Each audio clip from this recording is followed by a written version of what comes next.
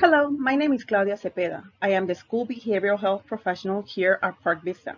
I would like to welcome you all to our monthly coffee talk. Today's topic is the mental health issues facing our children and teenagers and the resources that we have for families in the school and also outside in the community. First, let me say I am very happy to have the opportunity to present this information to you. Today, we will be talking about the most common mental health issues in children and teenagers, some of the warning signs, some of the resources that we have outside in the community, and also, and most importantly, the resources that we have available here inside the school. I would like to start this presentation with a phrase I heard at a conference from Bright Futures Children's Health that says, every child and adolescent deserves to experience joy, have high self-esteem, have friends, acquire a sense of efficacy, and believe that he or she can succeed in life. What is mental health? According to the World Health Organization, mental health is defined as the state of well-being in which every individual realizes his or her own potential, can cope with the normal stress of life, can work productively and fruitfully, and is able to make a contribution to her or his community. On this slide, you're going to see a list of the most common mental health issues in children and teenagers. This list includes anxiety disorders, psychotic disorders, depression and other mood disorders, substance use, eating disorders, attention deficit hyperactivity disorders, also known as ADHD, post-traumatic stress disorder, also known as PTSD. Later on, we're going to discuss them in more detail, and also I'm going to be sharing some facts about each disorder. Now we're going to be talking about the warning signs of mental illnesses in children. We have to remember that this is just a general list. You know your child the best. So if you notice a change in behavior, please take this as a warning sign and seek help. We also have to remember that if we have two people with the same diagnosis, they might experience different warning signs or different symptoms. So not everybody is going to experience the same symptoms, and this is something that we always have to be mindful of. So below, we're gonna just discuss and we're gonna go over each of the symptoms. Like I said, this is just a general list. First, we have persistent sadness for 2 or more weeks, withdrawing from or avoiding social interactions. This does not mean that just your child does not want to go to the store with you, or your child doesn't want to have family dinner one night. This means more of a behavior that your child doesn't want to hang out with his friends anymore, and he just to enjoy that. So it's pretty much just avoiding any social interaction that he or she used to enjoy before. Self-harm or talking about hurting oneself. Self-harm behaviors can be cutting, burning, etc. Outbursts or extreme irritability, out of control behaviors that can be harmful to themselves or others, drastic changes in mood, behaviors, or personality, fighting or having the desire to harm others, significant weight loss, or also it can be weight gain, repeated use of drugs or alcohol, changes in eating habits, difficult sleeping that can be having a hard time falling asleep or having a hard time staying asleep, raising heartbeat, frequent headaches or stomach aches, difficulty concentrating, changes in academic performance. If you have a child that is an A straight student, and all of a sudden you see your son or daughter declining on his grades, that could be a warning sign, and it's very important that you seek help. Also, avoiding or missing school, intense worries or fears that get in the way to perform any daily activity. Now you're gonna see a list of facts. These are real concerns. These facts were gathered from the World Health Organization, NAMI, and also from the CDC. First, we have 1 in every 5 children lives with a mental health condition. About 877,000 people die by suicide every year. Suicide is the third leading cause of death in teenagers between the ages of 15 and 19. Worldwide, 10 to 20% of children and adolescents experience a mental health disorder. 50% of the mental health conditions start by the age of 14 and 75 by the age of 24. The average delay between onset of symptoms and intervention is 8 to 10 years. Only about 50% of youth with mental health condition receive treatment.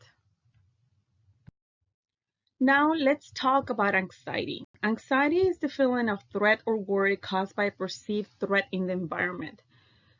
Some of the most common anxiety signs or symptoms include feeling nervous, restless, or tense, having a sense of impending danger, panic, or doom, having an increased heart rate, breathing rapidly, sweating, trembling, feeling weak or tired, trouble concentrating or thinking about anything other than the present worry. An anxiety disorder differs from everyday anxiety. An anxiety disorder is very severe, is persistent, and interferes with your daily activities. One of the two important facts about anxiety is that approximately 8.3% of the youth will be diagnosed with an anxiety disorder during their lifetime. Anxiety is one of the most common mental health disorders that occur in children and youth. Now we're going to talk about psychosis. Psychotic disorders cause detachment from reality, such as delusion, hallucinations, and disorganized thinking and speech. The most notable example is schizophrenia, although other classes of disorders can be associated with detachment from reality at times. If you are with a person or you know a person who is having a psychosis event, this can be they're hearing voices or they're seeing things that are not there. It's very important that you connect that person with the right treatment during the first episode. We also have to remember that psychosis is a syndrome or a collection of symptoms rather than a diagnosis. Two important facts about psychosis is that about 100,000 adolescents and young adults in the U.S. experience an episode of psychosis each year. The age at which psychosis happens can vary, but is most often between the ages of 15 and 25. Now we're going to talk about depression. Depression can be defined as a sad or low mood that persists for at least 2 weeks. Depression can lead to physical problems and additional emotional problems. It can interfere with functioning in school, at home, or in social settings. Some of the symptoms might include sadness, irritability, feeling negative and worthless, anger, poor performance or poor attendance at school, feeling misunderstood and extremely sensitive, using recreational drugs or alcohol, eating or sleeping too much or too little, self-harm, loss of interest in normal activities, and avoidance in social interactions. Three important facts about depressions are approximately 8.7% of youth is diagnosed with a depression disorder during their lifetime. Globally, depression is one of the leading causes of illness and disabilities among adolescents. Suicide is the third leading cause of death in teens between ages of 15 and 19-year-olds. Now, we're going to talk about substance use disorders. Substance use disorder is a diagnosable pattern of using a substance that disrupts a person's ability to work or to go to school, engage in satisfying relationships, or participate in their usual daily activities. Alcohol, marijuana, and tobacco are substances most commonly used among teenagers. Approximately 10.2% of youth is diagnosed with a substance use disorder during their lifetime. Some warning signs might include problems at school. This can be missing school, no interest in school activities, declining grades. Some physical health issues might include lack of energy, lack of motivation, weight loss, weight gain, or red eyes. They also have the tendency of neglecting their appearance. This can be a lack of interest in showering, changing their clothes, or just not having the motivation to groom themselves. Also, some changes in behaviors can include exaggerated efforts to ban family members from entering their rooms, being secretive about where she or he is going with their friends, drastic changes in behaviors and in relationships with family and friends. Also, they might have some money issues. This can be requests for money without any explanation, money or items missing from the house. Now, we're going to talk about eating disorders. Eating disorders are a group of conditions marked by an unhealthy relationship with food.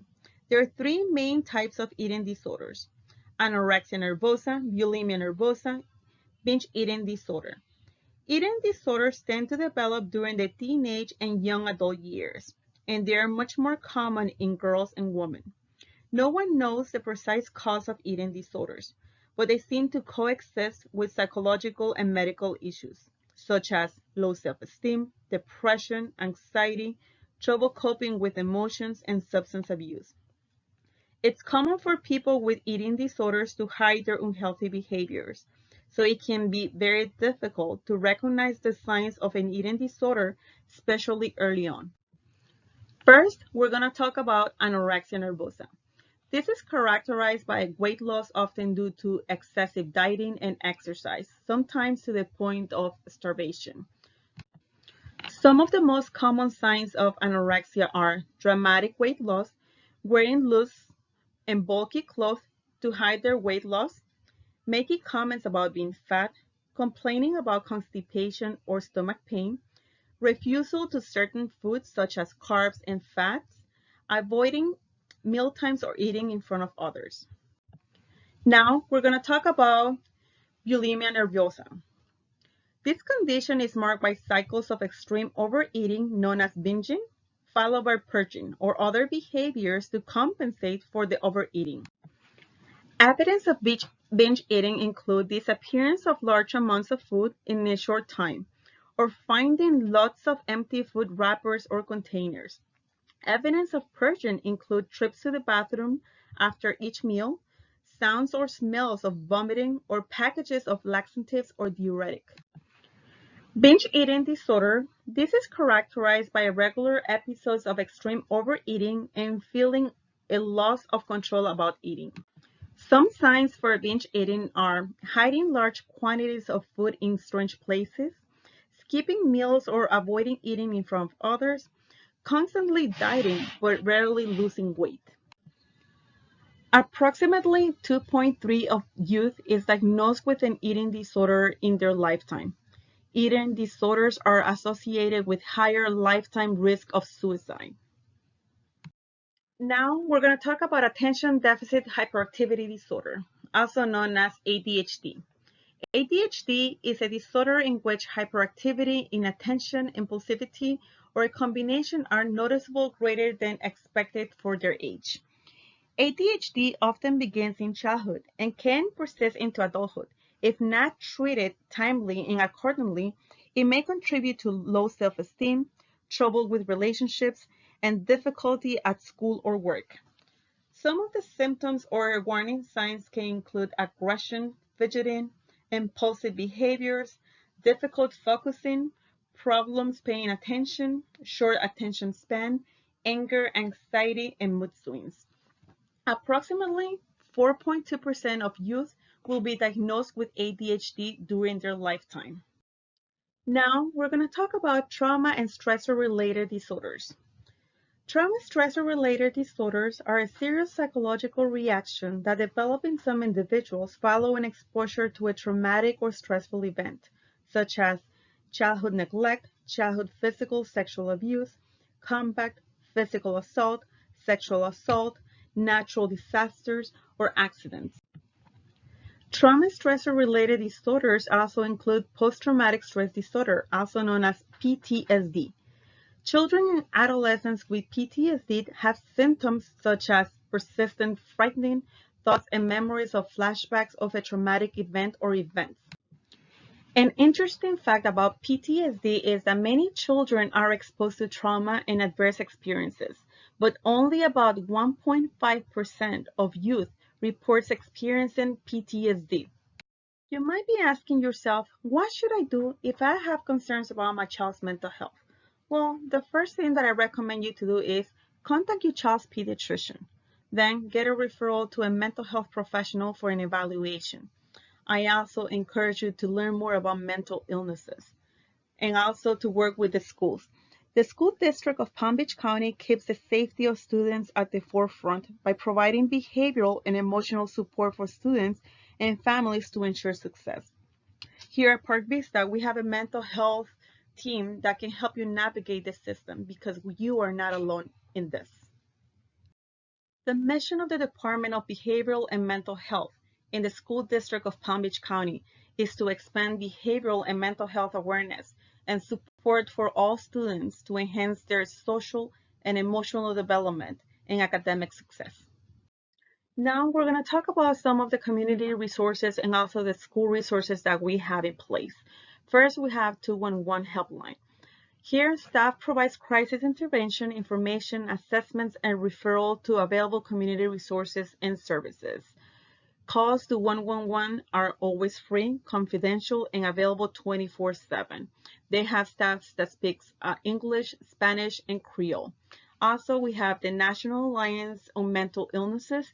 Their number is 1-800-950-6264, or you can also text at 741-741. They're also available 24/7 and all information is confidential. The Suicide Prevention Lifeline number is 1-800-273-8255. They're also open 24/7 and also have staff that speak Spanish, Creole, and other languages. Also, we have the Substance Abuse and Mental Health Services Administration. Their number is 1-800-487-4889. In addition, the Department of Behavioral and Mental Health has implemented a mental health helpline.